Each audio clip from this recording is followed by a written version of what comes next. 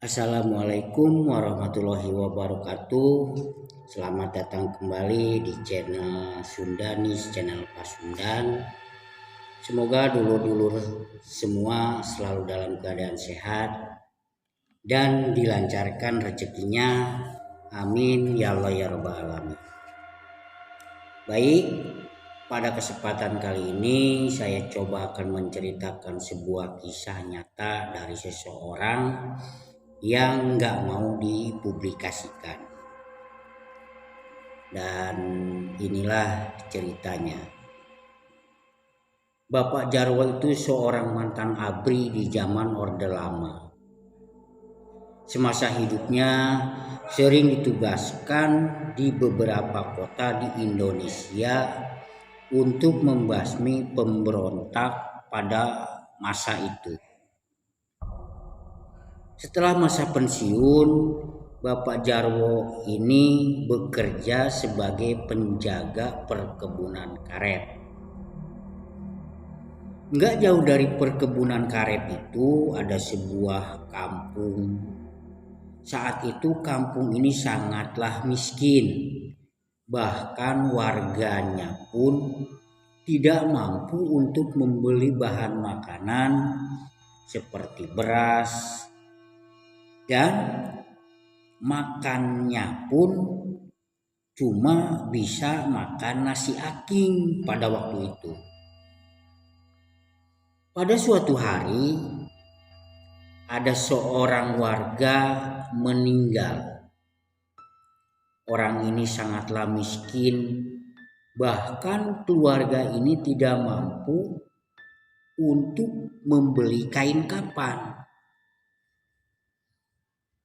Waktu itu tidak ada seorang pun yang mampu menyumbang ke keluarga tersebut untuk menyumbang kain kafan.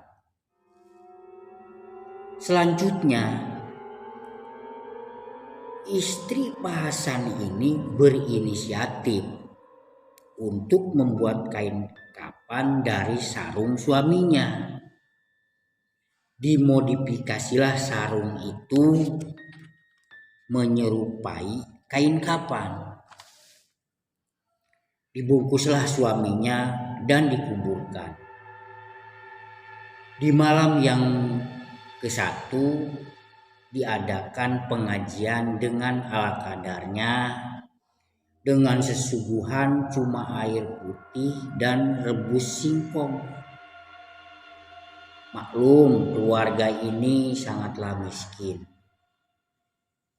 2 hari setelah Bapak Hasan meninggal, semua aman-aman saja. Tetapi di hari yang ketiga, almarhum ini mulai gentayangan. Semenjak ada kejadian itu, kampung tersebut dihantui oleh kecemasan dan ketakutan karena adanya hantu pocong itu. Bahkan tidak ada seorang pun yang berani keluar malam-malam. Bahkan mereka percaya dengan jimat. Maka dipasanglah jimat itu di setiap rumah. Nggak tahu dari mana saran untuk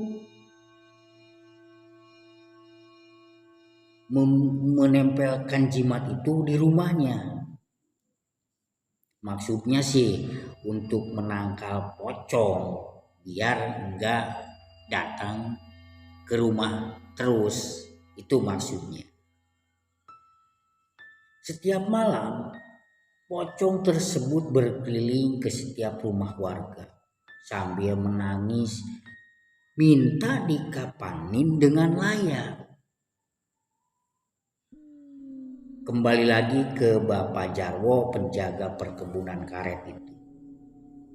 Dia sangat nggak percaya dengan hal-hal yang gaib yang diceritakan oleh warga tersebut. Bahkan warga kampung tersebut menyebutnya bahwa Pak Jarwo itu sudah nggak waras.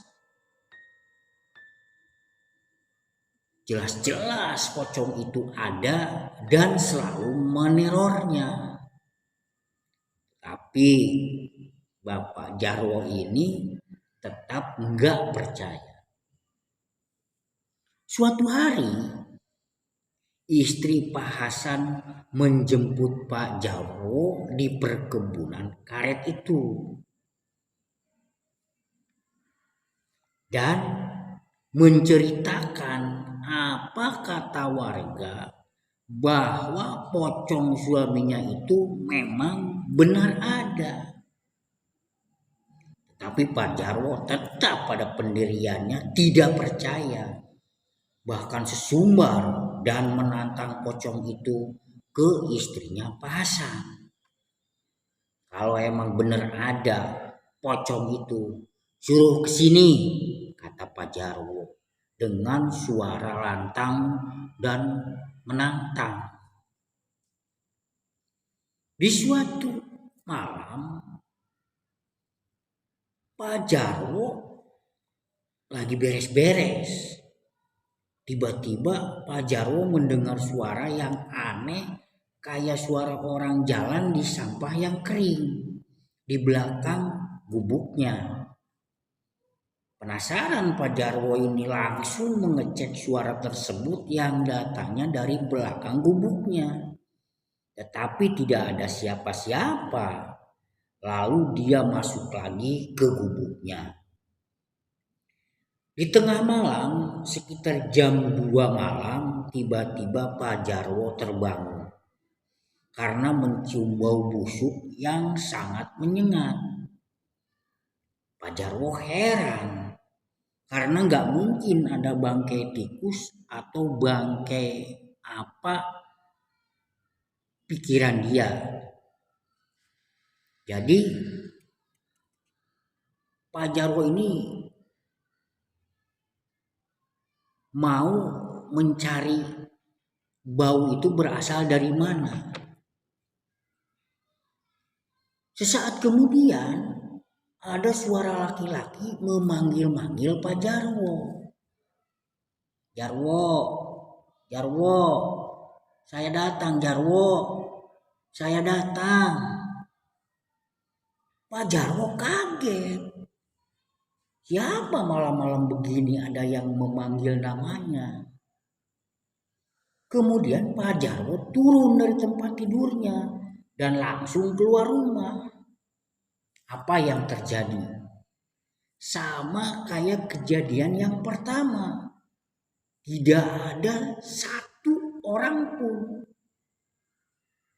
Tetapi kali ini walaupun tidak ada orangnya, suara itu tetap terdengar dan selalu memanggil-manggil namanya.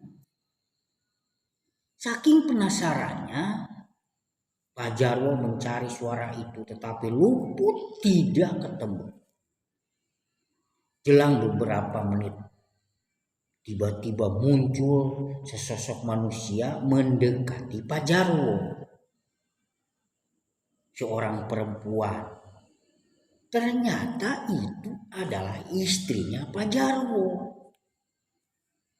Di benak Pak Jarwo berpikir, ngapain dia malam-malam datang ke sini?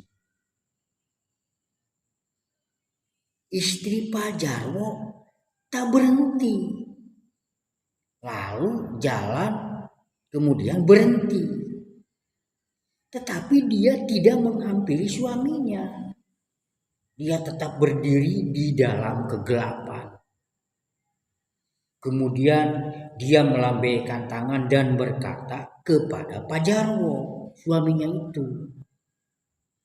Pak, pulang dulu Pak, pulang dulu. Pak Jarwo menjawab, gak bisa, saya lagi kerja. Sini sudah tengah malam, masuk ke rumah, kata Pak Jarwo kepada istrinya. Tetapi tiba-tiba sosok istrinya itu berubah menjadi pocong yang sangat menakutkan. Pocong itu tersenyum ke arah Pak Jarwo. Pak Jarwo kaget, lalu dia masuk ke gubuknya. Gak lama dia keluar lagi sambil membawa golok, lalu menghampiri pocong itu. Tetapi pocong itu tiba-tiba menghilang. Pak Jarwo tahu banget persis bahwa pocong itu adalah pocongnya Pak Hasan yang meninggal beberapa hari lalu. Kemudian Pak Jarwo kembali lagi ke gubuknya untuk mengambil senter. Setelah itu, kemudian berjalan ke kuburan untuk mencari kuburannya Pak Hasan. Setelah berkeliling terus mencari kuburannya Pak Hasan, akhirnya ketemulah kuburan Pak Hasan itu. Dengan rasa amarah yang sangat tinggi, lalu menancapkan goloknya pas di pusaran Pak Hasan dan berkata yang sangat tidak sopan dan menantang, "Mampus kamu Hasan, mampus, mampus kamu, sudah mati, masih mau mengganggu orang yang masih hidup. Dasar goblok." Sambil terus menghujamkan goloknya berkali-kali ke pusarannya Pak Hasan. Tetapi apa yang terjadi? Tiba-tiba pusaran Pak Hasan bergetar dan bergoyang. Gak lama muncullah asap dari pusaran Pak Hasan. Pak Jarwo kaget dan takut melihat asap yang keluar dari gundukan makam Pak Hasan. Dan kemudian mundur perlahan-lahan sambil tetap waspada. Nah, itulah cerita singkat dan bersambung. Terima kasih telah mendengarkan cerita ini di Sundanis Channel Pasundan. Nantikan kelanjutannya di bagian yang kedua. Atur nuhun. Wassalamualaikum warahmatullahi wabarakatuh.